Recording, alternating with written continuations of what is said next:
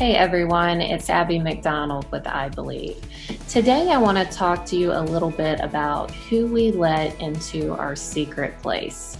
And by secret place, I mean that part of us where we are pursuing a dream or a vision that God has given us.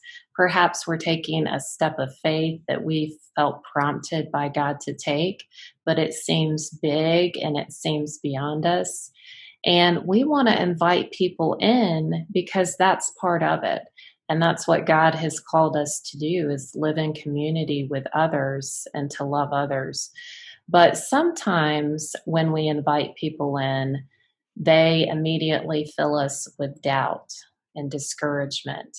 And we may share our dream with somebody that just doesn't get it, and they may speak words of doubt into our life, and then we go and question ourselves, or we may question the word that God has given us. So how do we determine who we let into this place? Well, a good place to look is the life of Jesus, because Jesus was singular in his purpose, and he kept his focus on what he was sent to do. And if anybody tried to deter him from that purpose, then he immediately just said, "No, I'm not going there," and he moved forward. And a good example of this is in Matthew 16, because in Matthew 16, Jesus explains to his disciples that he is going to be rebuked, and that he is going to suffer at the hands of the elders and the Jewish leaders, and he's going to be killed. And he tells them that he's going to be raised back to life on the third day. Well, when Peter hears this, he just immediately says, "No, I cannot allow this to happen." And what does Jesus do? Well, you see in Matthew 16, verse 23, Jesus turned to Peter. He turned and said to Peter, "Get behind me, Satan. You are a stumbling block to me. You do not have in mind the concerns of God, but merely human concerns." Now, that might seem a little harsh. I mean, Jesus is actually calling Peter Satan here. But what you see here is Jesus knew that Peter could not keep him from doing what he was sent to do. But Jesus was also human.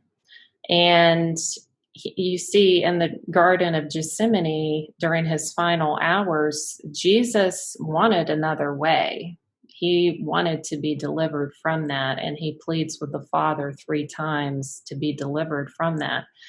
But at the same time, he was not going to let anybody keep him from achieving what he was sent to do. And he does, in that final moment, say, "Not my will, but your will be done." And so he tells Peter, "You're not concerned about what's in the eternal. You're only concerned about the earthly realm." And that is one of the questions that we can ask ourselves too, when we're asking, who should I let into this secret place, or who should I tell about this?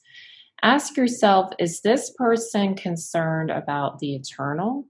Are they concerned about God's purposes and the things of the Lord, or are they only concerned with what's temporary and what's earthly?